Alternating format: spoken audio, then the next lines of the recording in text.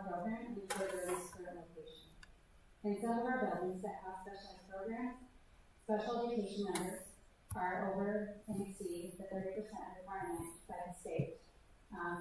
Windsor currently is over that 30% threshold, and many classrooms Windsor is currently over that 30% threshold that is required by the state, and we are not able to make any changes to balance those percentages. Our Learning Lab program, which is currently housed at McChesney, does not allow for our grades 1 through 3 to have that general education access because it is in the 4-5 program. That limits their exposure to opportunities that all students should be available to have. For example, there are currently students who are showing that they're ready for general education. The current model does not allow for this, and in order for them to have that opportunity, we would have to bus those students to another building. Because of the current student population and grade level standards, we're limited in how and where our services can be delivered. In addition, specialized programs are only in our specific buildings. And this restricts our ability to foster a more inclusive culture district-wide. For example, the current reality is that a student can show a need for a specialized program, and this need results in them having to transfer to a different school, most likely mid-year. This causes an additional transition that disrupts our educational routine. And we're not saying that this couldn't happen in other scenarios, such as scenario 7, but it would, however, it's less likely to occur if our buildings are housed in all of our buildings, past specialized programs, due to the culture that is created in servicing students with unique and specialized needs. So let's talk about scenario 1. So, scenario 1 doesn't actually solve our core issues, which I just talked about. There will continue to be a lack of exposure to specialized programs in all our buildings. SCP is still housed at Windsor in this scenario. Keeping this location will continue to limit its capacity for future expansion and program needs. We still have buildings where special education exceeds the 30% threshold within the general education classroom. Early childhood would also not have the ability to expand their general education classrooms due to space constraints. Overall, scenario 1 keeps most of the existing limitations that we just discussed, with the exception of Learning Lab, general education access for grades 1 through 3, because they would be moved to that. Scenario 2 addresses more of our needs, but it still comes with a big caveat. This scenario requires grades kindergarten through 5th grade, life skills and SCP to be housed together. This results in a high level of need within the building as a whole, with both staff and students having all of the grade levels in one building. We also run into the challenge of maintaining that 30% threshold for special education within the gen ed setting. One of our highlights of specialized programs is that it allows for both life skills and SCP to join their general education classroom on a daily basis for activities like morning meetings, breakfast, and lunch and recess. Due to the size of both programs, access to general education would be limited in this scenario. Looking at the future of this scenario, there would not be the ability to grow these programs if our enrollment and needs increase. This also includes our PC general education classrooms. So then moving on to scenario 6, it starts moving us toward a more equitable access. So some things that it offers is that we have specialized program exposure in every elementary building, which helps with building a more inclusive mindset. We have flexibility to group students by instructional level and expand resource services when needed. It keeps special education percentages below 30% in general education classrooms, which we had previously talked about with scenarios 1 and 2. That's something that we struggle with. That would be a challenge. It opens general education access for Learning Lab grades 1st through 3rd. The downside is that the scenario does not allow us to expand early childhood general education access for EC special education services. Then finally, as we look at scenario 7, it builds on scenario 6 with one important added benefit. So, like scenario 6, it provides specialized program exposure in every elementary building, maintains balanced percentages, and gives us access to general ed for Learning Labs grade 1st through 3rd. But scenario 7 also gives us the potential to expand general education access for early childhood special education services in the future. We hear the community's concerns about the additional transitions, and this is something we're thinking about very intentionally as well. For some context, there was a time when our specialized programs were split by grade bands, which did create an extra transition for students in these programs. While we know that transitions can be challenging, we also know from experience that they can be managed successfully with the right supports in place, thanks to those incredible staff who work within these programs. We already support many students through major transitions, including those who don't enter school until kindergarten and require a specialized program. We've seen students transition to first grade in a new building and thrive. And we feel confident that with planning and the strong teams we have, we can continue to support students effectively through these moves. Overall, we believe that this scenario provides the most long-term flexibility. So these are the key differences at a glance. The goal is to find a scenario that supports inclusion for all students, balances classrooms across buildings, and gives us the structural flexibility to meet students' needs now and long-term for our specialized programs. Thank you all again for your time and willingness to hear us out. All right. So last night was tough, but necessary. Because at the end of the day, and I truly mean this when I say this, we needed to hear from you, and we will continue to hear from you, right? And so for me personally, and again, another pinch point that was talked about was transportation, that we was hearing even before the proposal was that we currently have 2 of our elementary schools on the 3rd tier.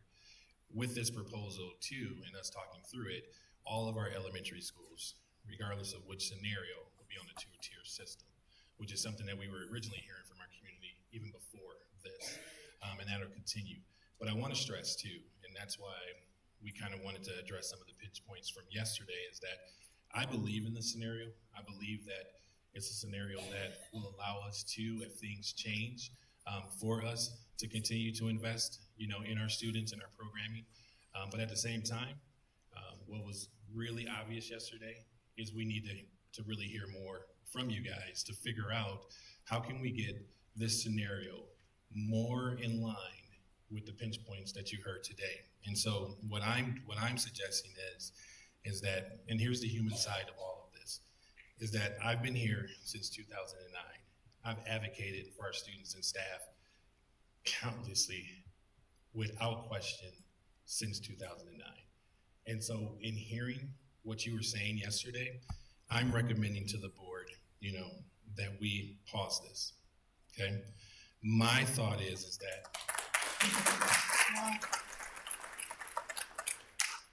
my thinking is that if we pause this and you continue to give us the feedback I think we had over 800 comments online.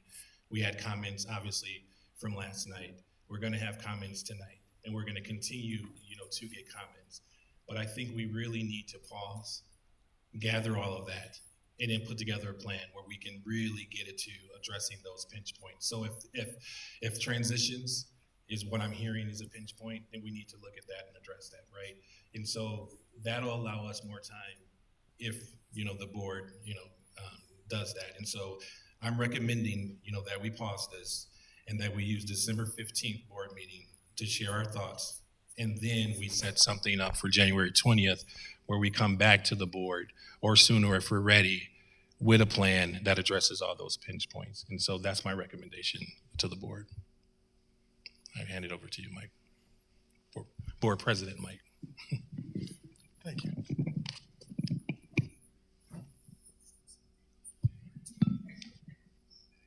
Before we go to public comments, I would like to take the chance to turn it over to the board for either comment or to take consensus on the recommendation from the superintendent. Do we have consensus at the moment, or would you like to speak first? Was this shared? I mean, we had internet issues. Was this shared? Did we get that worked out? Did any of this go out to the? Yeah, I got it. Okay. We got it live. We got it live. Perfect. We will adjust the first couple minutes, so it didn't pick up until we were kind of midway through our presentation. So it did catch the second half of the presentation, but we will make sure that we repost with the audio on top of it so that we have the full meeting posted after. Okay. Thank you. Are any comments at this time? Okay. Yeah, I mean, just, we started this with the recommendation. We wanted to call out potential blind spots, and the community, as they always do, did exactly that, right? 800 comments through email, the taking time out of your day to show up here. Some of you not once, but twice, and potentially a third time, right? And I think this is the right thing to do. Review it, new information, and get the game plan, knowing it can't be an indefinite pause. Because the other thing is we got to give time to our teachers, our building, the finances are still going if we miss that date. So, Okay. At this time, Yeah, thank you. I do agree with the pause, so I don't think it should be a long one. As I say, we're going to do this in January, and then we should be voting on it soon after that. Just to make sure that we understand, it's still going to be a tweak of scenario 7, but we're going to try to tweak it to get, what we can get it to work with mostly for everybody that we can, because that's what's most important. As we know, when I ran for office, I ran with communication, cooperation, and compromise. And I think there's a way that we can do this and still compromise and get some things in there that makes it work for everyone. So if they're just patient with us and let us come to our, get our goals together and come to what we need to do, that would be great. And I appreciate everyone's input, but just let us have our time to get this done over the holidays, think about it and then do our thing in January. But 1 second. Rebecca? I agree. I just want the community to know that we do truly care about each one of you. And, we go through things, but we all need to come together to try to better understand. And I know it hurts when changes come, but please just remember we're trying to do the best that we can to make sure our students get the best quality education, safety, you name it. We want to make sure we keep Harlem at the top, but I appreciate everything you guys have done, even your little upsets. I understand as a person, parent, grandparent, that sometimes things happen that you can't control, but trust me, we're going to do the best we can to make sure that everything works out for everyone in this district, and I agree with Dr. Yarbrough. All right. Hearing from what I'm hearing from the board, I'm going to ask for consensus to table this until January. Our perspective of a schedule that I've looked at would be December 15th, we have our meeting. At that time, I'm going to ask that we officially vote on a meeting for beginning of January. It should be January 5th at 5 p.m. And that will line up with the January 20th dates for any recommendations to give the community time to also look over any plans that we come forward with. Do I have you guys a consensus? yeah. yes. Okay, and at this time, I'm going to turn it over to public comment.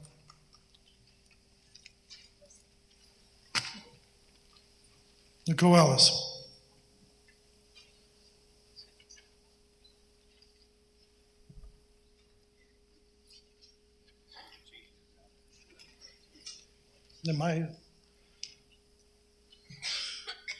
Hello. Hi, I'm Nicole Ellis. First, I want to take a moment to thank you all for the difficult decisions that lie ahead of you with this proposal and your dedication to the Harlem community. I am a parent and an educator at Harlem District.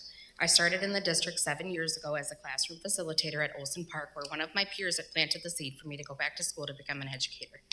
Myself and a few other support staff members were able and lucky to take advantage of the grant that the district had received to become a new teacher. Fast forward to 2024, when I landed the job as a special education teacher at Harlem High School. And you might be wondering, what does this even have to do with this Scenario 7 proposal? When the three of us became teachers, we were informed that our support staff years do not count towards our seniority, which leaves us at the bottom to potentially be ripped by this proposal. Our 7 years of dedication to the district prior to this could be washed away in the blink of an eye because we are now first or second year seniority teachers. Many may think that just because I'm at the high school level that I won't be affected, but in reality, being at the bottom of the seniority list, I can be. This not only affects our families, but the students that we have spent time with also. Being a special education teacher, many of my students have social emotional needs. I've invested my time and built a report so that I can meet the social emotional needs of my students and my caseload. These students need my consistency and stability for which I have provided for them the last 2 years. That all could be taken away from them with the scenario 7 because of my seniority. So I do have a couple of questions for you. 1, why do my years of support service prior to teaching not count towards my seniority? I feel like my dedication should be accredited for something. 2, why does it seem that cutting staff from the bottom that directly work with the students is necessary when other positions at the top or at Harlem Administration Center could be altered? And in the proposal presentation, Harlem Administration stated that early childhood is the foundation of education at Harlem. If we are eliminating 260 EC students, what do the statistics look like for special education services in the next 5 to 10 years without being proactive? And finally, my last question is, if I were to receive a RIF letter, how is that received? Is it received in person? Because I would hate to have to stand in front of my students day after receiving that letter. Thank you.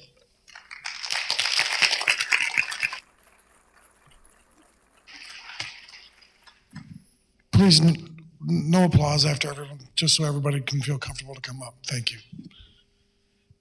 Alexander Coletta.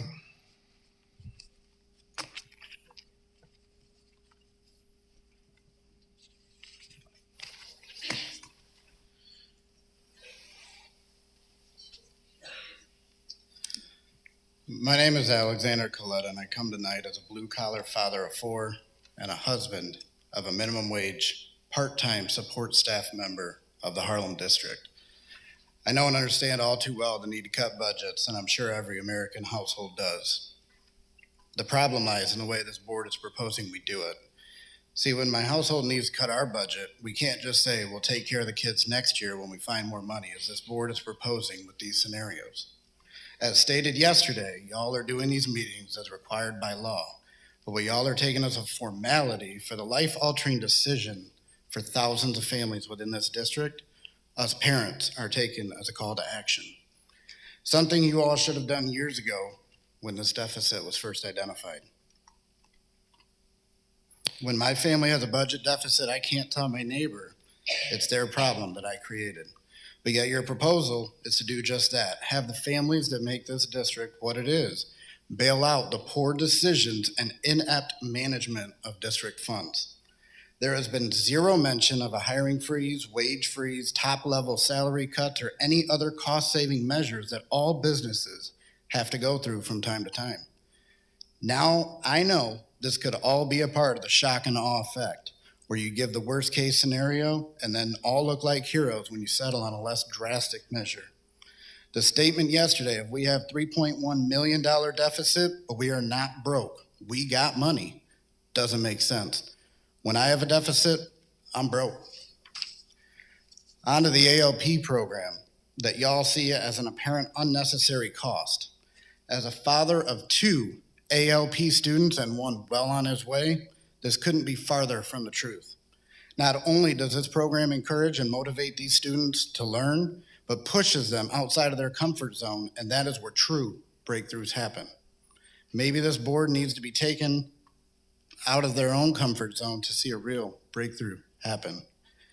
The decision to shut down schools, dismantle family routines, constantly force change for our youth, and strip the foundation this community was built on is going to promote a healthier and more successful district, right? I think not. You are setting our children up for failure by selecting these proposals and not looking in the mirror to first identify where you all went wrong. Making our children suffer due to your inability to lead through the deficit and not just in the surplus is sickening. I hope you do your job, do get the job you're applying for to open the path for a true leader, one who will set our children up for success and not treat them as a line item on their P&L statement. Thank you. No clapping. Thank you. We can close it down. Seriously. Landon Heddix.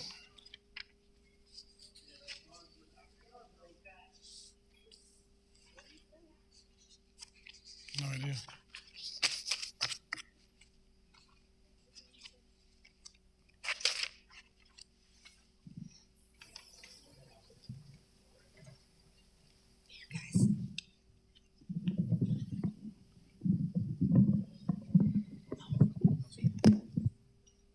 Can I hold it for you?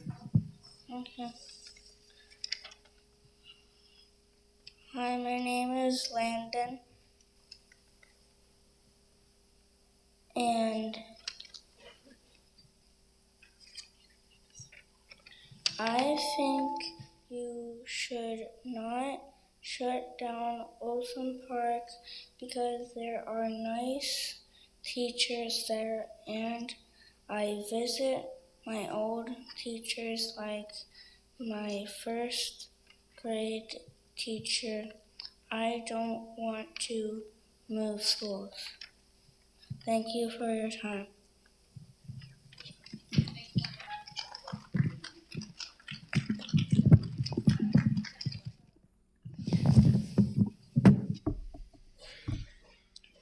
Janine Messner.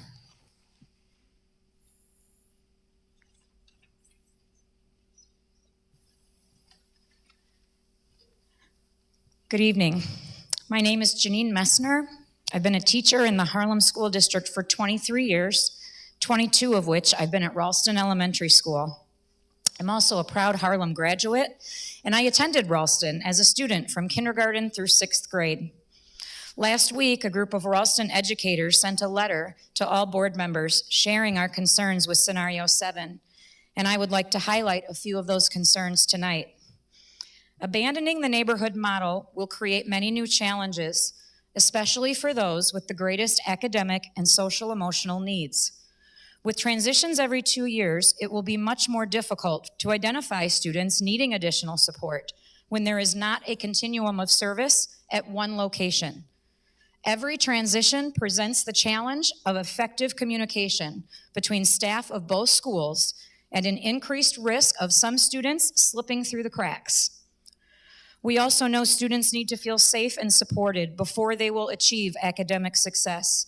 For our students who have experienced trauma, it can take a long time to feel safe and connected and trust the adults who are in place to support them. Transitions every 2 years will only magnify those challenges. When families face fewer transportation barriers, students are less likely to experience chronic absenteeism. Scenario 7 groups schools together that are the farthest distance apart and will provide new challenges for many families, especially those who lack reliable personal transportation. The distance between Ralston and Loves Park Elementary School is 4.6 miles. This is not similar to the current transition for students between Marquette and McChesney, as Scenario 7 claims. Many families will miss out on important events like back to school night, parent conferences, or IEP meetings because they have no way to get to a school that is a great distance from their home.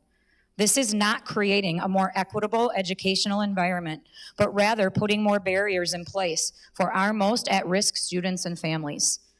We believe students take pride in their school because it truly is their school. It's the school they pass daily, the school their siblings and neighbors attend, and the school they're excited to visit years later.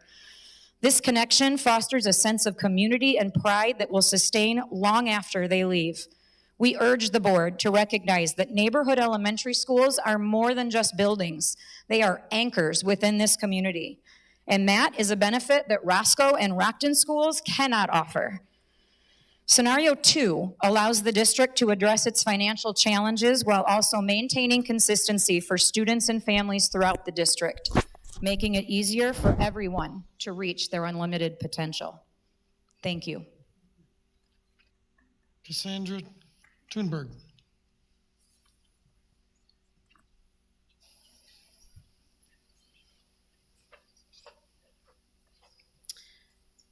Yesterday I came here as a parent. Today I'm here as an educator.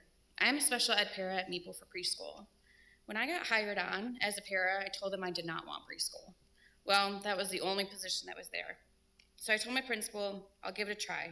Ever since then, I begged them every time not to move me. Being an EC has changed me as a person for the better. My heart is bigger, and it has made me a better mom with more patience. If what I am hearing is true, that a big part of keeping our job is seniority, I lose my job. Since you guys are going to take it from 360 students down to 80. Now to move on to what it will impact the kids. #mybabies. I can't take credit for everything I'm about to say because it truly takes a team. But the couple kids I help with in a gen ed classroom, I have had since last year. I have seen so much growth in them. I am not just speaking academically, I'm also speaking emotionally, socially, and learning the appropriate behaviors. Without preschool for these kids to just learn those 3 things, I would be concerned for them starting kindergarten. They would have a hard time paying attention and processing just the academic side of things when they're still trying to figure out their own emotions and the feelings that they're feeling and the appropriate expectation behavior-wise for school. Yes, kindergarten can teach them that too. I am not taking anything away from kindergarten educators. I am just trying to say a house can't stand without a strong foundation. EC is that strong foundation for these kids. You cutting EC drastically to me is setting our kids up for failure, and that's the opposite of what we're supposed to do as educators.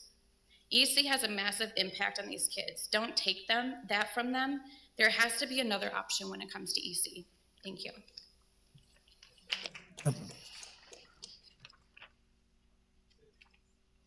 Sarah Bear.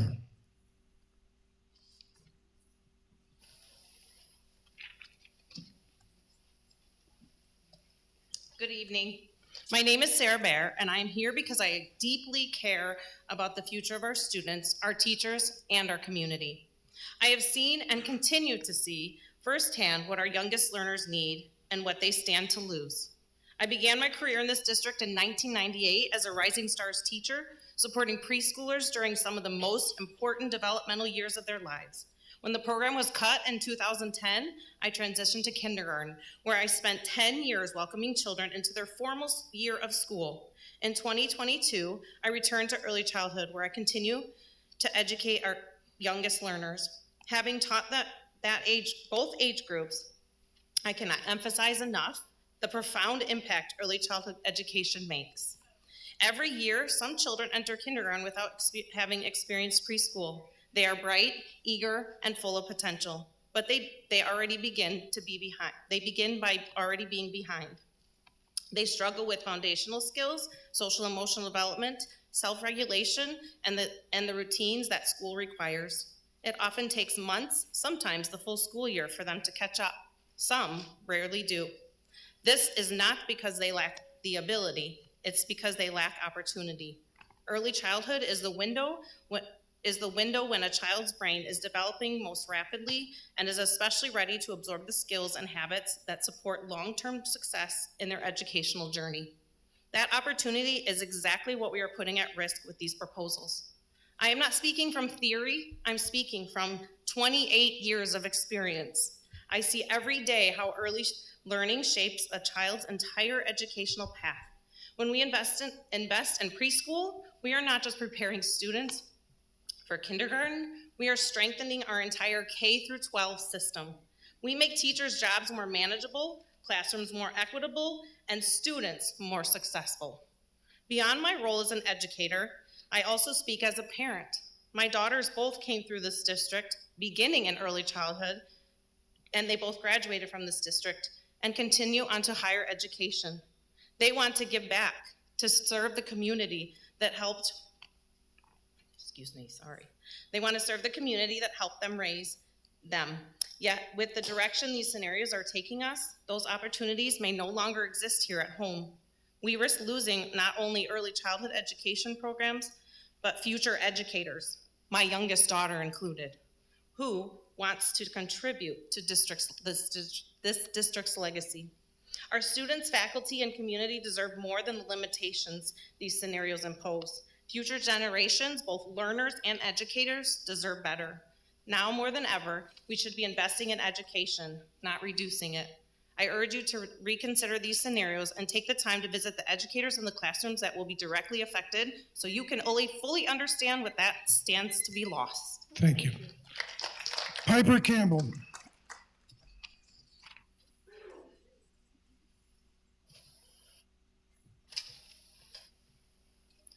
Good evening. My name is Piper Campbell. I'm 15 years old and a current sophomore at Harlem High School. I know I'm young, but I'm grown enough to know what is going on in my community. I'm here tonight to ask the board to vote no to Scenario 7. I was born and raised in this district. I went to kindergarten at Parker Center, and I went to Maple Elementary for 1st through 6th grade. I was in 4th grade when the COVID pandemic happened. I was 9 years old. I know I wouldn't be the same person I am now if it wasn't for the teachers at Maple. My 4th grade teacher was Miss Worley. I remember during COVID when a bunch of kids were scared or confused about what was going on and why we couldn't go to school, she made a little photo challenge for us. We were to take a picture in nature with a little cutout of her and send it to her. It made us smile and think we're okay. Miss Worley is the same silly person as ever. She made us feel safe because we knew her. We were connected with her. Scenario 7 will make stuff like this next to impossible because kids need time to make connections, and Scenario 7 hurts that. Miss Poole, the principal at Maple, is amazing. The teachers at Maple are amazing. I remember in 3rd grade, I got a new teacher in the middle of the year. Don't get me wrong, she was awesome, but that was absolutely heartbreaking for me. Imagine this impact Scenario 7 will have on a 1st grader. Ever since I was a kid, I've wanted, and I mean really wanted, to walk down my elementary school hallways for the senior walk, say goodbye to my former teachers, and have one last trip with my friends before we all go to different colleges. I'm asking the board to find another way.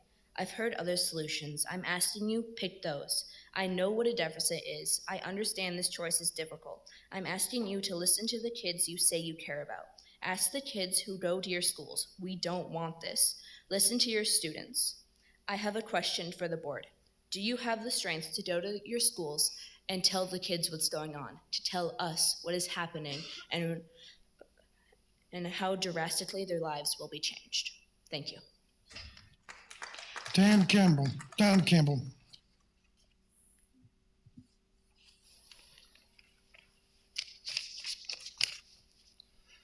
My name is Don Campbell. I did not attend any schools in the Harlem district, but instead grew up in California. I have a unique perspective of what the Harlem community looks like. The school we went to was just a local one in the neighborhood. There was no community pride. There was no alumni going to games, concerts, or various events. Harlem is different. You see the difference in clothing, local restaurants and stores, and events at all the Harlem schools. We are Parker Center, we are Rock Cut, we are Loves Park, we are McChesney, we are Olson Park, we are Ralston, we are Marquette, we are Windsor, we are Maple, we are the middle school, we are the high school, we are Harlem. I may not have grown up in this community, but I am Harlem. I take pride in saying that. My wife grew up in the Harlem community. I have one daughter that graduated from Harlem and another that's currently a sophomore. My oldest daughter is on the spectrum and had a hard time in school. In 5th grade, because of bullying, we were able to switch schools to McChesney. She does not do well with change, but the principal there guided us through it. 2 years later, she went to the middle school, more change. We were fortunate that the principal from McChesney became the principal of the middle school at the same time and helped guide us through it. 2 more years later, now at the high school, again, fortunate enough to have that same principal now become the principal at the high school, guiding us through it. Dr. Yarborough was that constant principal for my daughter and for my family. It is consistency that all our children need. For the vast majority of the students, that consistency can only be achieved in schools they trust. That takes more than just 2 years blocks at a time. It was with great pride that I just heard my youngest daughter speak up for herself and all the other students who feel like they have no say, no voice. They are Harlem. My daughter and I sat in this auditorium yesterday and listened. Halfway through, she leaned over and asked if she was able to speak up. I told her absolutely, but she needs to get her words down. She immediately got her phone opened the Notepad app, and began writing. My daughter is a go-getter. That attitude was fostered at Maple Elementary. The principal, Miss Poole, stated many times, if other kids in other schools can do it, then so can her kids. My daughter took that to heart. She became the only student in her 6th year at Maple to learn an instrument. Maple gave her that opportunity. Even several years later, she is still a Maple Mustang and a Whirlybird. If you know, you know. Too often we get wrapped up in numbers. Too often we lose sight of the core value of what we are here for in the first place. We are here for the kids. I have a degree in sociology, and in my schooling, I remember a lot about the complicated emotional development of the human brain and relationships to each other. It is not made up of numbers. No single child should be thought of as a number. We have a monetary deficit that needs to be solved, but I fear if you vote to pass closing schools and going ahead with scenario 7, the developmental deficit our students will be burdened with will be far greater. Thank you. Matt Johnson.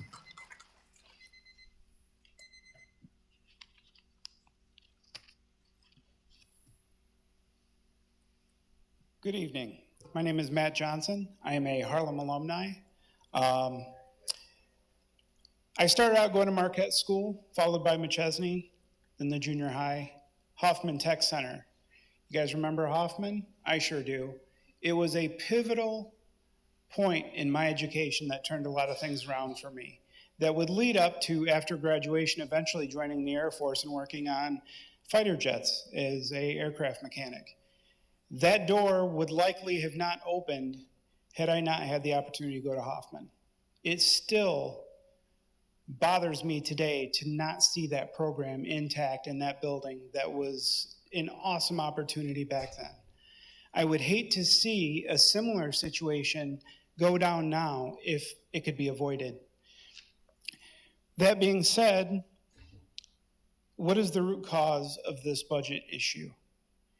Is there any way that line items can be moved around to make something happen? If so, please consider that. If this deficit is a result of the state not funding a grant or something that was previously promised, have we gone through all avenues to pursue any political pressure that may get the state to uphold their commitment? Other issues with the school boundaries. The current draw out of the school boundary that would affect one of my kids that currently go to McChesney cuts right into my neighborhood, which is on the east side of 251. This creates an issue where now my child would have to be bused up to Ralston, if I understand the plan correctly, taking away his ability to walk to school safely creates an additional burden for the transportation to have to bus these kids, that many of which currently walk there now and would have to be bused up north. I don't understand why that indent happens the way that it does, but if that could be reconsidered, that would also be awesome. As far as early ed goes, I understand, is that grant funded? That being the case, is there the opportunity, if there's an option, that a tuition-based program could be stood up to where families would still have an opportunity to send their kids for education and teachers would not lose out on their job? So that is my suggestion. Thank you for your time. Katie Fowler.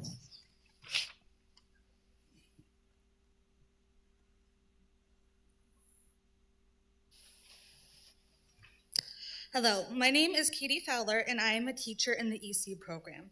The current proposal cuts the early childhood program by 80%, a program that, mind you, has received state recognition over the last few years for our excellence in supporting and teaching our students.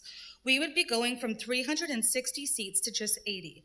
Just realistically speaking, those 80 seats would be filled by students with IEPs. This does not account for students with profound risk factors that will no longer be served by this program. Risk factors such as high poverty, homelessness, families who have been through trauma, our students in foster care, the list goes on. Risk factors that we know through countless stats cause disproportionate gaps in all developmental areas. But these students are more than a data point. These are real at-risk students that would no longer have the opportunities to overcome these risk factors and be set up for success. After hearing this proposed scenario, I couldn't help but look around my classroom at students who should be returning next year, but will no longer get this opportunity if this proposal gets accepted. At-risk students who will no longer get the ability to develop their social emotional competencies to take on the ever-increasing demands of kindergarten. Multilingual students who will no longer get the opportunities to develop their language across multiple languages at an earlier age. Families who will now have to explain to their child why they are no longer deserving of receiving an early education. Children that will question why they no longer get to see their friends, teachers, and for so many of them, a school that has become their safe haven. Students who will go through the inevitable trauma of the loss of their education, relationships, and opportunities. These are not our only EC students who will lose out on invaluable opportunities. As an EC team, we have worked so hard to create a system for our self-contained students to access general education classrooms and develop skills and relationships that they might not have gotten to do otherwise. A system that has allowed for so many special ed students to move into general education settings full-time. With 80 seats, this will no longer be a feasible opportunity. When considering this vote, please consider the countless children you are taking educational opportunities, friendships, and relationships from. Please consider the message that your vote sends, that our earliest learners do not matter. Please prioritize our littlest learners' education and well-being. Thank you. Jessica Blunt. Hi. I want to give you my perspective. I have a first grader at Maple who has an IEP, and we came to Parker Center last year in January after a traumatic experience with Rockford schools, and we moved into the district here. His kindergarten that he got, he did not have preschool, and he struggled. And so we went to first grade at Maple, and it took him a whole trimester just to start beginning to thrive. He's just now starting to really absorb what's going on around him instead of the other issues that he works through. And if he's got to move 2 more times, that is a whole year of lost instructional time. And he's not the only kid with situations like my son. And for them, that relationship is so hard. And him having undergone the trauma at Rockford schools, he does not trust new teachers, new staff members very easily. Mrs. Poole and the social workers, psychologists, and special ed teachers at Maple are just amazing. They have brought out a new side of my son that I didn't know he was capable of. And to see him starting to thrive and then to have to disrupt all of that again next year breaks my heart for him, because he deserves that consistency in his education. He doesn't make friends easy, and under the new maps, the one friend he has made, they will be separated. And again, I know he's not the only kid in the district who's gonna face similar trials. I do have 2 questions that I would like to ask the board.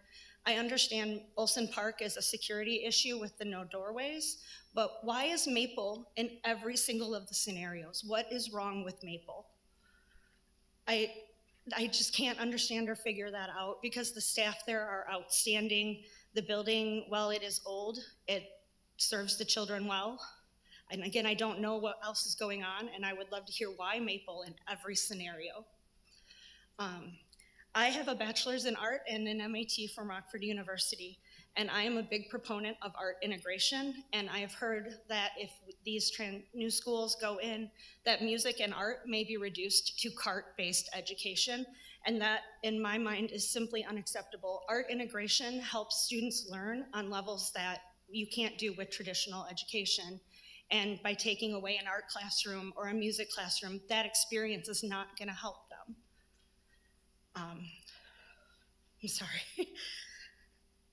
But thank you for your time.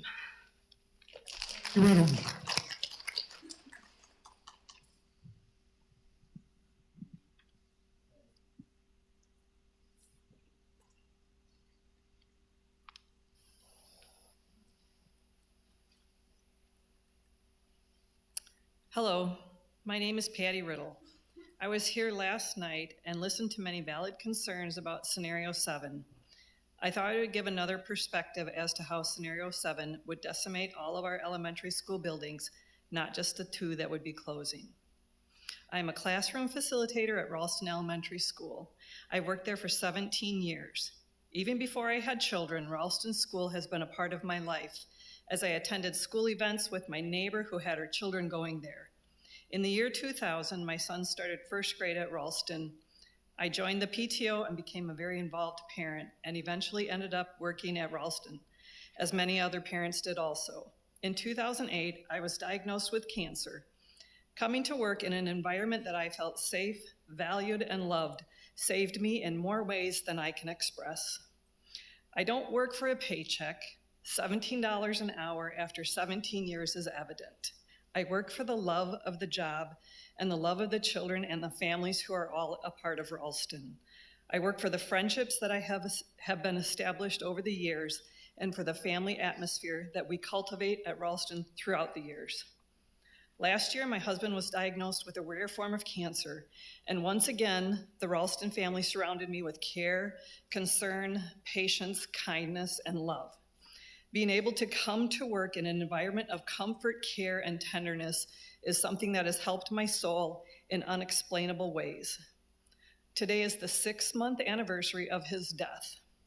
Being able to come to work in August and being surrounded by everyone who knows me and cares for me is a huge gift, and I credit them for helping me move forward every day. By choosing scenario 7, things like what I've experienced won't happen anymore. Every single elementary building will be up in upheaval, from the teachers to the support staff to the families. I know that closing 2 schools will upset many, but scenario 7 will upset all. Thank you. Nicole Taft.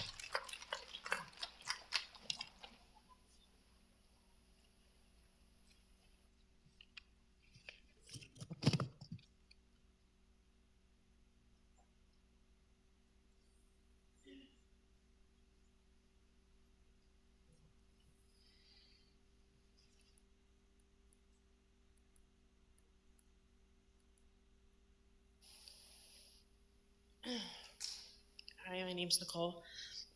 Sorry, I'm very emotional. My son attends the SCP program at Windsor. Sorry. I know that SCP program is getting bigger, many families moving in here, so their child can attend that program, and that creates challenges. Children like my son need routine and structure, and to be able to trust the adults that take care of them. A lot of the STP students could regress and not handle the transitions well.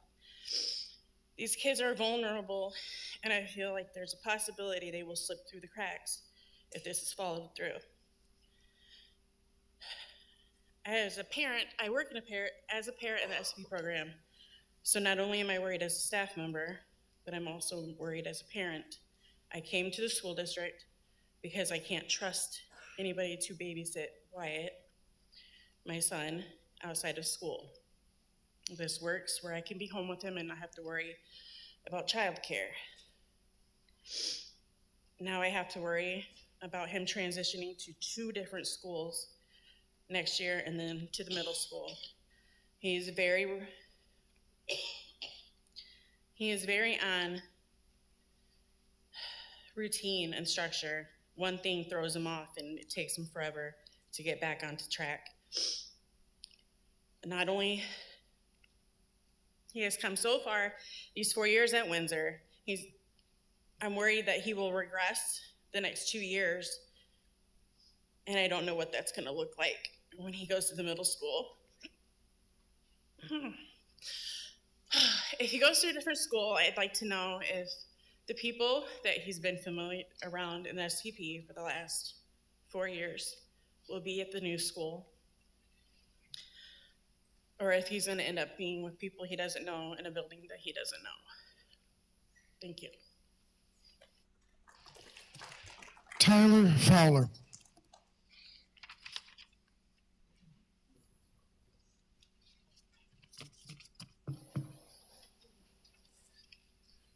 Hello, my name is Tyler Fowler. I'm currently the PE teacher at Rock Cut, a community member, and a husband of a wife whose professional world is getting flipped upside down. First, I want to talk about the importance of neighborhood schools and the community it builds. Neighborhood schools allow neighbors to work together to get their students to and from school. Tag teaming, pickup, and drop off.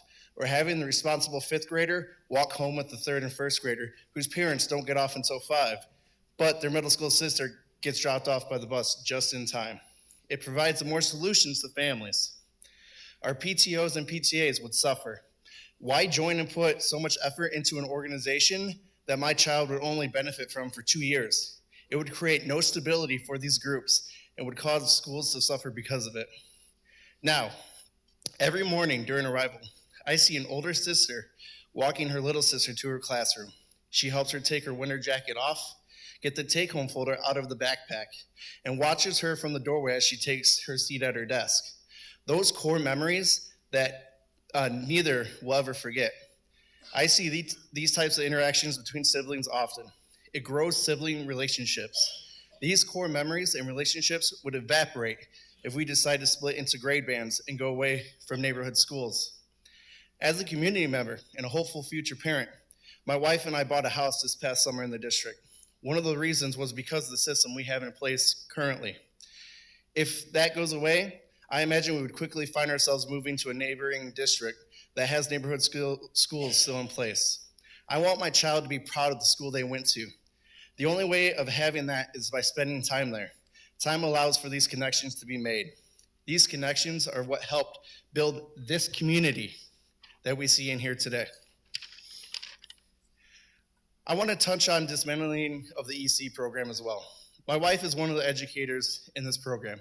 The hard work those teachers put into each and every one of their kids allows this district to be successful. They are the foundation that allows everything to be built, regardless of the outcome.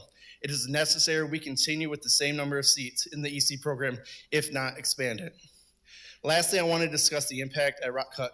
Fun fact, I was told that I cannot have anything with wheels or puts concentrated pressure on the floor in the new gym by higher-ups in the grounds department. According to a quick Google search, 15% of students who are in specialized programs like STP and life skills use wheelchairs or mobility devices. How are they able to have an equitable experience in PE when allowing them to participate would destroy the floor that is less than 2 years old? You can't.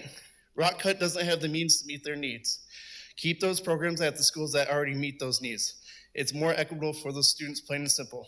Also, music and art on carts is ridiculous, and having double PE classes in the same gym is also ridiculous. Thanks. Yes, Vicky Cessna. I'm not going to stop. Hi, I'm Vicki Cessna. I'm speaking from the aspect of a concerned taxpayer, grandparent of 5 kids in this district and another one coming up in 2 years, and a part-time substitute teacher in the district.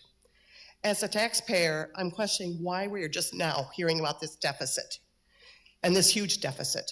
Why hasn't the administration and the board communicated this to us, the public, before? This just did not just happen in the last couple of months. This has been years in the making. Why did you wait? Why has this elected board been doing? Shame on all of you for keeping teachers, parents, and the taxpayers in the dark. There are only a couple of scenarios presented in Dr. Yarborough's letter. There was a brief description of a couple of them, and then a more detailed description of scenario 7. Where were the other ones? And why were they not made public? None of the scenarios other than 7 had what the cost savings would be, including scenario 7 showing how long it would take. That would be an important aspect to include, and how long before this deficit made up by utilizing any of these plans. I want to talk about early childhood because I've seen this firsthand. There's a definite need for early childhood education, but the area with the greatest cuts. I understand that this is funded by the state, but why hasn't our board and our administrators been in the face of our legislators fighting for our children? By cutting the early childhood program, along with fantastic dedicated teachers and staff, you are now putting the burden on the kindergarten teachers to teach these children what they should have learned in early childhood. And the trickle-down effect will follow many of these children throughout their years. Has anyone on this board spent time in our early childhood classrooms and seen what is going on? I was just going into a classroom, not just a cursory walk through the hallways, but really spending time there. And then going back to the same classroom mid-year at the end of the year and see the change that these children have made. Has the board thought about the logistic nightmare of getting all these children to east-west schools, for example, busing? Have you taken into consideration that some families could have children at up to 5 different schools if they also had older children at the middle and high school? In Dr. Yarborough's letter, he states that the studies on scenario 7 are limited, but he does acknowledge that the studies do show that performance does dip following the transition to a new building. And with this proposal, a student would be transitioning to a new building every 2 years. Is this what you want for these children? Many children are already struggling with just surviving life. They cannot afford the added burden that this will put on them. How can you knowingly allow this to happen? We as a district cannot afford to let our children's test scores go any lower and risk lowering our ranking with the state, which also affects our funding. There's a brand new building at the high school. I'm not sure how this was funded, and even though it may have been paid for by funds from other sources, do you think any of the... Thank you. Sarah Redner.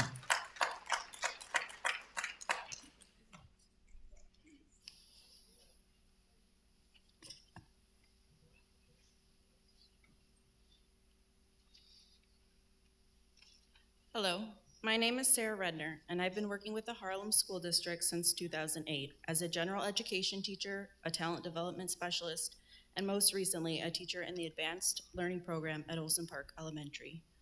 I attended the meeting last night, and many people have echoed my concerns about the reduction of early childhood education, the social, emotional impact of multiple transitions of our youngest children, the scheduling challenges that families will face, the transportation issues, and the loss of neighborhood schools, which children, families, and teachers put strong value into. Tonight, I would like to take a moment to focus on the Advanced Learners Program. This current program encompasses grades 3rd through 5th across the district who are performing in the top 5% of the district. Under Scenario 7, the Advanced Learners Program, also known as ALP, would be phased out and replaced with honors classes in 5th grade. This is a disservice to advanced learners across the district. Waiting till 5th grade to get daily services for their unique learning needs is waiting far too long, especially when enrichment programs with MTSS are often limited to 1 to 2 days per week and are only 20 to 30 minutes long due to staffing and scheduling. When in general education classrooms, advanced learners often do not receive the appropriate challenges that they need academically to keep them engaged, motivated, and curious.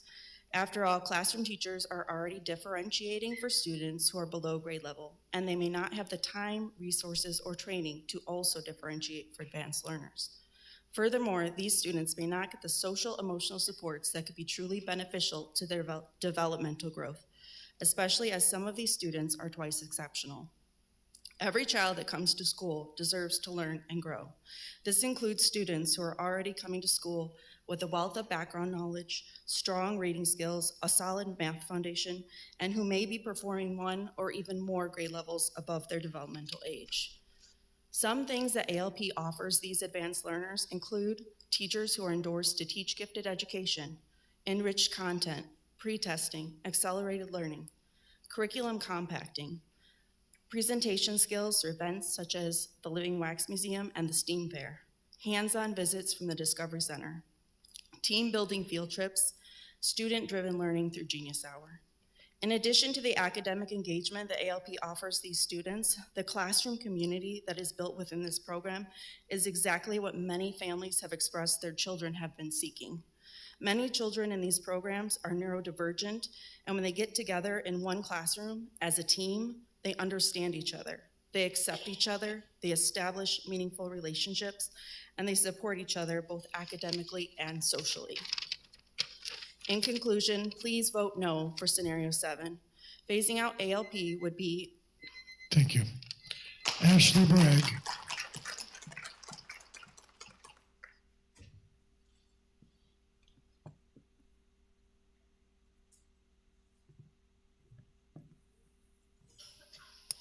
My name is Ashley Bragg, and tonight I'm not speaking in numbers or spreadsheets. I'm speaking from the heart, because Maple Elementary is the heart of my community. And when you take Maple away, you're taking the heart out of the poorest, most fragile part of our district. Maple has always received the least funding. Everyone knows that. We don't have the long-established PTOs or the extra financial help that many other schools in this district rely on. But here's the miracle of Maple. We do the most with the least, and we do it with love and with community. We do it because our kids deserve just as much joy, just as much celebration, and just as much childhood as every other child in this district. And do you know how powerful that is? Other schools with more money, bigger PTAs, and more resources look at Maple and say, we saw what you did and we brought that to our school too, specifically Turkey Bingo. Maple is a trendsetter. Maple is an example, and you're going to close it like it's nothing. Let me tell you what Maple really is. Maple is warm and inviting. I have heard from staff who have worked across the district. They say walking into Maple is different. It feels like home. It feels like family. It feels like people actually know who you are and care about you. You don't get that everywhere. And the beating heart of that is Mrs. Poole. She is not just a principal, she is a protector, a builder, a leader, and a positive female influence to every child in that building. She knows their names, she knows our names, and she knows their needs. She has created a space where kids feel safe enough to grow and strong enough to be held accountable. She has created stability in a community where many children do not have it anywhere else. And because Maple doesn't have a PTO, do you know who makes all the magic happen? Mrs. Poole, Mrs. Borg, the staff, our community, us. The PBIS store, they do it all. The special treats, they do it. The turkey bingo, the ham bingo, the family nights, the celebrations, the events, everything that reminds our kids they matter, they do it on their own, on stretched budgets, with heart. And the community shows up too, because Maple raises children who need all of us. We raised $50,000 for the early childhood playground. We put time, money, and sweat into making Maple whole, and now early childhood is being moved, which lowers Maple's enrollment artificially and leaves that playground sitting unused. For what? Maple is set up for these kids. Maple is ready and equipped. So why close the one building that does the most with the least if this is a budget issue? Why close the school that other schools copy? Why close the building that gives our poorest kids the richest sense of belonging? Please understand what you're taking away. You're not removing a building. You're removing a community, a family, a safe place. A place built on love and resilience and people who refuse to give up on children who already face so much. Thank you. Thank you. Janelle Anderson.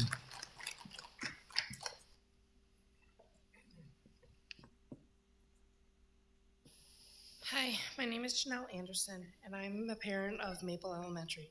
I want to speak today about early childhood education and the proposed changes that would drastically affect our youngest learners, including my own, in 2 years. Currently, our district offers 360 early childhood seats, and Maple Elementary also provides fully functioning classes with everything in place: credentialed teachers, licensing, classrooms, furniture, toilets, and playground.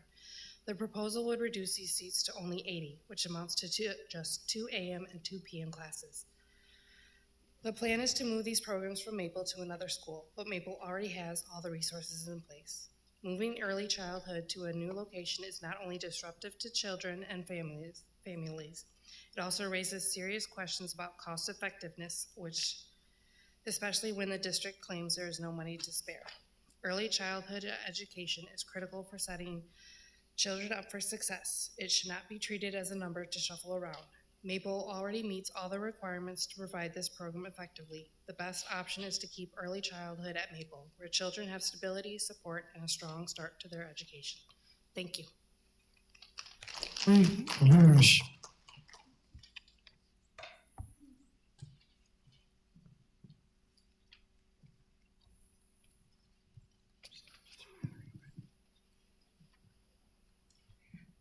Hi, my name is Tori Lorish. I am a mom of 4 in the district, a substitute teacher in the district, and I'm also currently going to school to get my teaching license with the hopes of working in the district.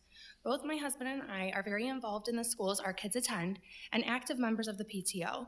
I know you have heard about the burdens it will place on families like mine who have multiple children, so I will only briefly touch on that aspect, but it is important. Next year, I will have children in 6th, 5th, 2nd, and kindergarten. Under Scenario 7, they would attend 4 different schools. Logistically, this is impossible for our family. It is also a major safety concern for my husband and I. My husband leaves for work early, I will be in student teaching, and we have no family support. Even basic things like literacy nights, family events, and parent-teacher conferences would become extremely difficult to manage. Transportation alone is a major stressor. Right now, 3 of our children attend Ralston and 1 attends Parker Center. Under scenario 7, my oldest would move to the middle school, which is expected. My 5th grader would stay at Ralston. My 2nd grader would be moved to Loves Park, taken away from her brother, away from staff she already knows, and nearly 5 miles from home. And my kindergartner would stay at Parker Center. Many families like mine do not have help from relatives because many grandparents still work full-time. Our neighborhood is mostly middle and high school students, and my 5th grader would be considered a walker. My husband and I do not feel comfortable with our 9-year-old walking alone. We have never used busing and do not plan to. But even if we were forced to, someone still has to get our kindergarten and 2nd grade children safely to a bus stop. It is unrealistic to expect them to manage that on their own when no adult can be home. Parent-teacher conferences also become challenging with multiple schools. Right now, with 3 kids at Ralston, teachers coordinate so conferences are scheduled close together. Doing this across 4 schools would be very difficult. The same applies to family nights and events meant to build community. Splitting our family between different schools undermines the very purpose of those events. With that being said, in my experience as a parent and a substitute teacher, I have been astonished at the connections teachers make and sustain over the years. Teachers make such an impact with the relationships they build. Students love to enter in the morning and say hi to their previous teachers. Younger kids start forming those connections from the moment they enter as 1st graders. They are overjoyed at the smiles and waves Big Kid teachers offer them, and they can't wait for the day they get to be in some of those classrooms. The idea of grade level banding would mean our children miss opportunities to make early connections. They miss chances to show their 2nd grade teachers something they are proud of or have accomplished in 4th grade. The opposition to scenario 7 isn't just about my school, it's about the fact that our children see these schools as their schools, their homes away from us. Some spend more time with their teachers than their parents throughout the day. These teachers and staff members are their cheerleaders day in and day out, the people who help them not only learn, but develop into the people they are turning into. This proposal is not what is best for our schools or children. I urge the board to consider a proposal that will keep the neighborhood school model intact. Thank you. Katie Ahrensdorf.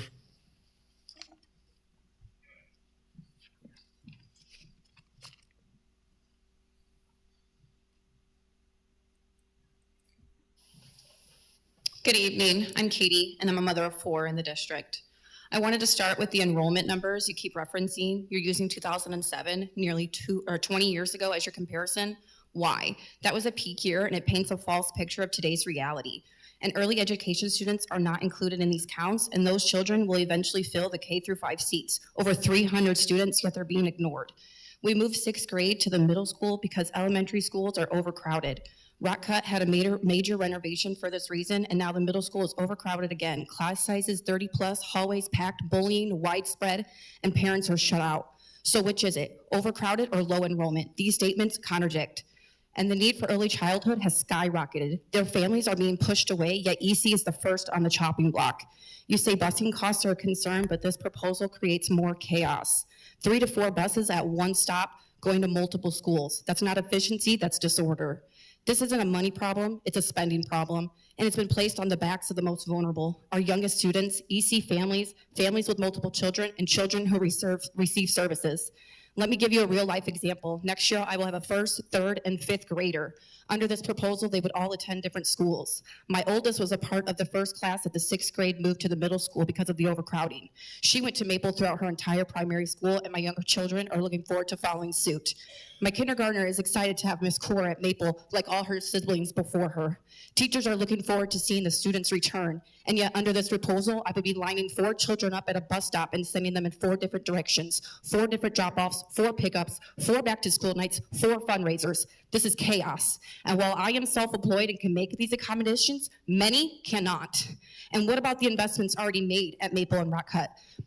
That's what I'm most familiar with is Maple, but I know that Olson has also made major renovations on playgrounds and years of parent fundraising that cannot simply be erased. we're just gonna waste these investments. It seems like more spending yet again. My husband and I are the only village our children have. They have no extended family. We have no grandparents, uncles, cousins, or sisters. Their community is their teachers and their support systems. Their friends are their community, and this cannot be replaced by a spreadsheet. And there's more questions than there have been answers. Is it true that there's a board member whose role is to monitor the staff's social media accounts to ensure compliance? What's the cost in that? Is the district new at this deficit in 2018? Why are salary increases and new administration positions still being approved? If the superintendent is actively seeking employment elsewhere, why are we making these changes now? This conversation should be tabled until we have stable leadership. You cannot create this level of chaos and wash your hands of us. There are too many unanswered questions, too many contradictions, and too little consideration for families. Scenario 2 suggests that turning Parker Center into EC through 5, but it's designed for 3 to 5-year-olds. Why is Maple on the chopping block? Why is there no other alternative that's proposing just bringing kindergarten back to their neighborhood schools while keeping EC at Parker Center and reducing the busing? This plan looks neat on paper, but it does not work in real life.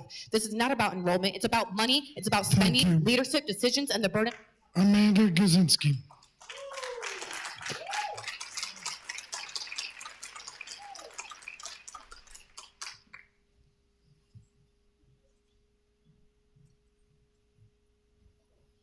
Hi there. I'm here tonight simply as a parent to 2 Parker pups, sometimes a little feral. One is in preschool and the other is in kindergarten. And I wanted to start by acknowledging something. Many of us understand that enrollment is changing and that closing a school or 2 may be necessary. While that's never easy, families seem prepared for that reality.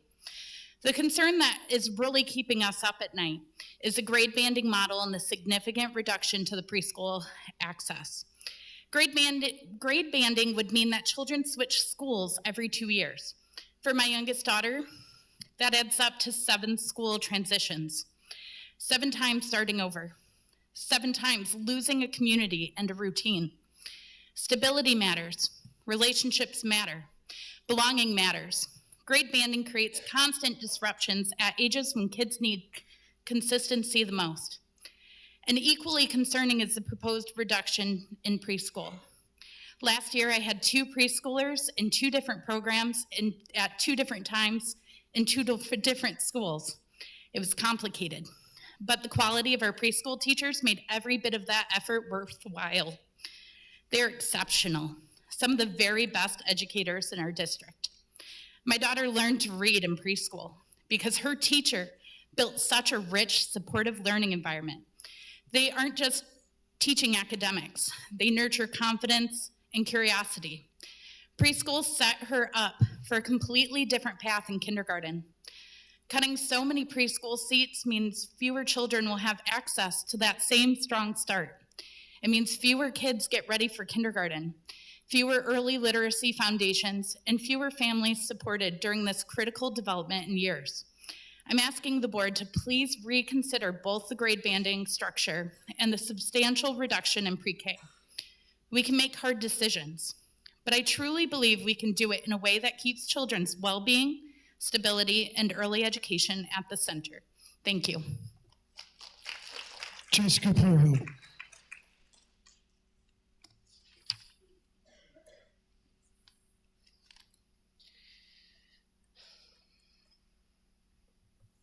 Hi, everybody. My name is Jessica Polhill. Before I read this, one thing I noticed, the clapping, it's not really to hurt any of your guys' feelings, but to support our community, that we're there for each other. Okay, I've been thinking about how I was going to write my speech time and time again today, about all the things I want to talk about and try to put them into 3 minutes. If I'm being honest, I was terrified coming to a new school district and putting my child with ADHD and his hard of hearing in a school. Scared he was going to fall through the cracks, and I was proven wrong. Marquette has been there every step of the way to see him succeed and help him with anything. Anything I have asked, they have put into place with him. He's doing great in school, and they know how to move him in the right direction when he needs it. He is succeeding with his hard work and their help. But when we are asking these kids between the ages of 5 to 11 to change everything they know, most districts are begging their teachers to do the bare minimum, but we have teachers right this minute going above and beyond for these kids. Coaching teams just to help, showing up to events they aren't required, but because a kid asked them to. Helping regulate them. They do all these things because they want to, not because they have to. My son goes to Marquette, and my daughter is in the early childhood program at Maple. They both talk about how they're excited to go to school every day, to see their friends and their teachers. School is a safe place for a lot of these kids. Mr. Moreland and Mr. Kohler have gone out of their way to help us and are always present. Miss Thompson, my son's first grade teacher, really took the time to help him navigate through his first grade year with his ADHD and hard of hearing. Pool is always involved with these kids and doing fun things to encourage them. Miss DeSario and Miss Christina always answer every question I've had and always keep me updated. These are just a couple I've met personally, and honestly, there are so many more. My daughter has had Miss Christina for 3 years in the early childhood program, and I tell you, my daughter did a 360. She went from not talking and only signing, shy, to knowing her letters and being social and having friends in this program. She's a big, Miss Christina is a big part of why my daughter will be ready for kindergarten, and this program helped my daughter with social skills I couldn't help with. These kids need this option. Consistency is key and routine is key. It benefits young children. I have a lot more, but he's next.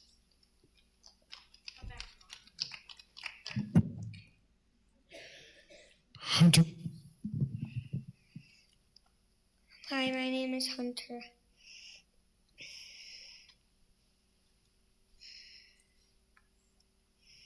You're good.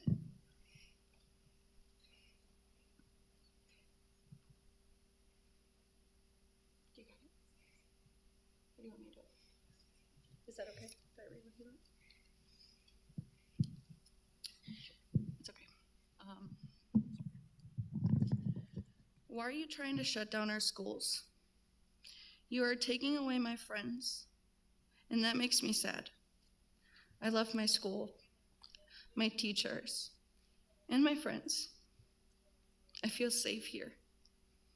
Loves Park is 15 minutes away. Sorry, what are you doing to our schools? Thank you. Chris Cisna.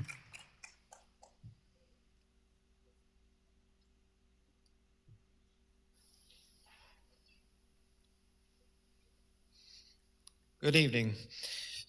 School board members, administrators, and fellow parents, thank you for giving us the opportunity to speak tonight. My name's Christopher, and I have 3 students in the Harlem School District. 2 of them rely on IEP services and direct individualized support. Their education and their future depends on the decisions being made here. I understand that we won't receive immediate answers to every concern raised tonight. Patience is required, but with that, patience comes with one expectation, that what parents are saying does not fall on deaf ears. Many families struggle to trust this process because when school times were changed 2 years ago, parent input was not valued until after the decision was made. That history makes it hard to believe our voices are being fully considered now. So I'm here with questions that deserve direct answers. How do we reach a $3.1 million deficit? How did elected board members who are responsible for preventing situations like this allow it to get to this point? Will Scenario 7 realistically eliminate the deficit and return our district to financial stability? What safeguards are in place to ensure that we aren't back here in 2 years facing another deficit and another referendum? Is Scenario 7 meant to be permanent, or is it a short-term reaction that may create long-term problems?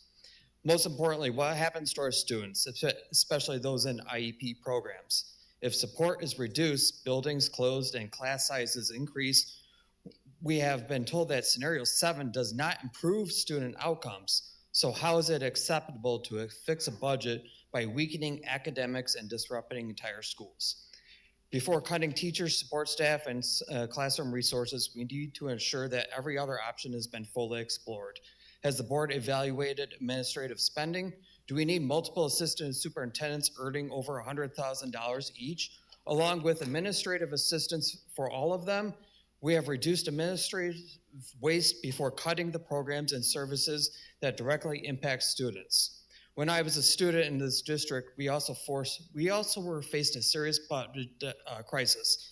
At that time, every possible option was explored, not just the most disruptive ones. That same level of effort is expected now. Everyone at this table, except the superintendent, is an elected official. This community trusted you to guide the district responsibly, transparently, and with students' best interests at the center of every decision. So I ask sincerely, is it better to sacrifice academics, student support, and a long-term education outcomes, or to reduce unnecessary administrative spending? Balancing the budget should never come at the cost of our children's education. Thank you. Heather Wade.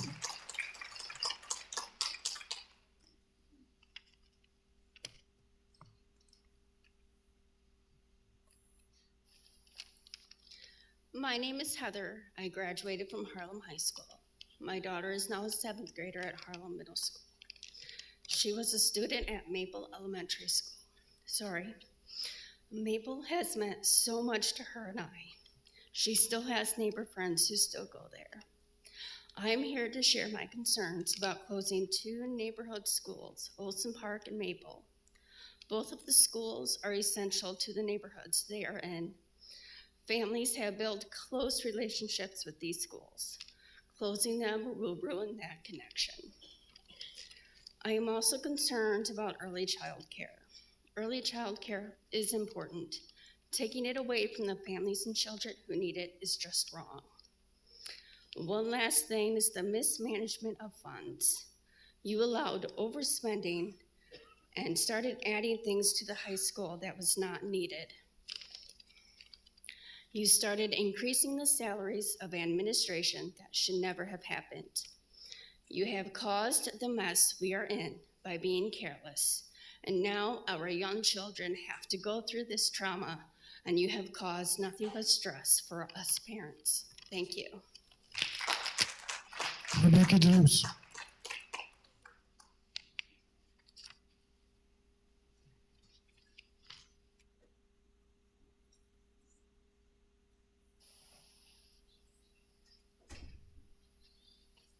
Okay, I just had some follow-up questions from yesterday. So when you plan on moving everybody and all the teachers, will you be hiring additional staff just to move the amount of materials and supplies from building to building? Where will everything be going? How will the existing donations be allocated across the district, such as what our PTA in Olson Park has raised $12,000 to Eagles Landing, which is just furniture, a science room, and also $6,000 in an outdoor learning center from Home Depot, just to name a few. I work in foster care, and I know, as well as everyone in this room, how important social emotional skills and development is critical for our children. And what is your plan for social emotional readiness for this as it's coming? What money will be spent for these schools this year? Will you guys be spending money on the schools this year that you plan on closing, or what type of things will you be doing special for these kids that are leaving their schools? I know the ladies in the beginning mentioned social emotional support will be better in scenario 7 because of the extra interventionist and an extra social worker, but what about the trauma you're already causing just from moving them there in the first place? Also, I didn't grow up in Harlem as well. I moved here on purpose because I wanted a change for my children for the better, and I think that's what I found here, and I just hope that you guys don't split up the schools. Neighborhood schools are so important. I have many kids come to our house. We take them to school every day. I take them home from school every day, or they stay at our house. My daughter takes my son sometimes to his bus stop. I'm not sure how that's going to affect sales as far as home pricing. Also, yeah. I heard you say how you've successfully transitioned students. How many students have you seen struggle with transitions, though? How many are you expecting to struggle with those transitions? And I'm sorry if I heard wrong. Mrs. Johnson in the beginning said, basically just confirm that you guys are just going to tweak scenario 7. So is it confirmed that that's what's happening? I'm just a little, I wasn't ready for that one. Is there some way you can look into, once again, just the assistant superintendents in this district? I know our neighboring districts don't have as many as we do. And also, why were the pay raises at a district level? Ingrid Hyde, thank you.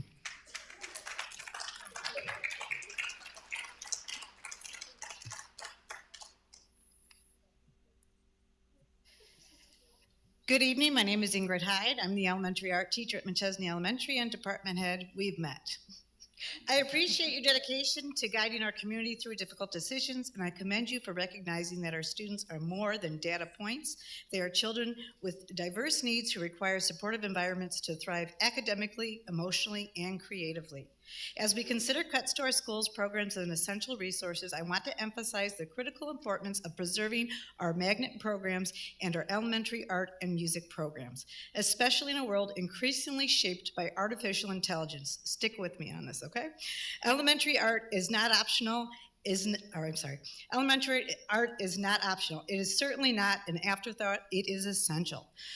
The proposed consolidation plans will deeply harm our elementary fine arts program, diminish students' opportunities for creative and critical thinking, and limit their future potential. Today's children grow up with instant answers at their fingertips. While AI can generate images, solve problems, and provide quick solutions, it cannot and will never replace the human creativity, curiosity, and imagination that begins forming in childhood. Art is one of the few spaces where students practice these irreplaceable skills. At the same time, we are seeing more students entering our schools with fewer foundational skills. They need these creative and supportive environments now more than ever. A strong arts program strengthens our entire community. Students gain confidence, resilience, collaboration skills, and the ability to communicate visually, skills that support every subject and translate into countless careers.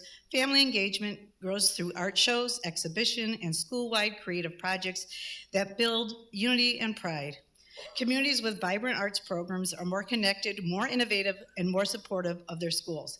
But none of these benefits can happen without proper support. A healthy art program requires dedicated spaces, functioning sinks, reliable tools, safe cleanup areas, adequate storage, and room for projects to dry and develop. When we eliminate these essentials or reduce art to traveling on a cart, we limit what students can experience and achieve. Creativity cannot flourish in cramped corners, and yet this is precisely what Plan 7 would create by moving our magnet programs to Marquette. This proposal may appear manageable on paper today, but its long-term cost to our children will be significant. Condensing fine arts to just 2 grades limits our ability to scaffold skills that take years to develop. Moving all magnet programs to Marquette, a building without a working sink in the art room, without a kiln, without a stage, makes it impossible to deliver a functioning fine arts program. These are not luxuries, these are basic requirements. At last night's meeting from the board, it was stated that we should continue doing things that we know, we shouldn't continue doing things that we know are wrong simply because we have done them in the past. The same thing is true here. Yes, we have taught from carts in the past, but doing so is not our children's best interests. Thank you.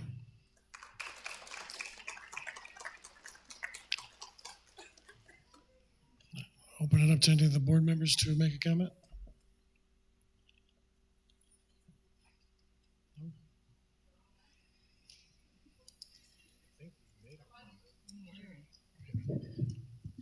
I think we made a comment that, you know, that we heard you, that we're pausing this, we're reevaluating. I said it last, like, there's no perfect way to do this, but we want to get close. And there, you know, I said it last night too for you guys that didn't. There's about 20 people that are trying to do this. And there's so many scenarios that 20 people can't think about with 8,000 teachers, students. So we hear you, and we put this on pause to reevaluate a lot of that stuff. So there obviously things need to happen, but we're reevaluating what's going to happen. So based off of these meetings. So that's what I'm saying. You're being heard. You're being heard, you're being heard, you're being heard. So, and thank you for coming. With that, can I get a motion to adjourn? Motion. All those in favor? Aye. Ayes have it. Thank you, guys.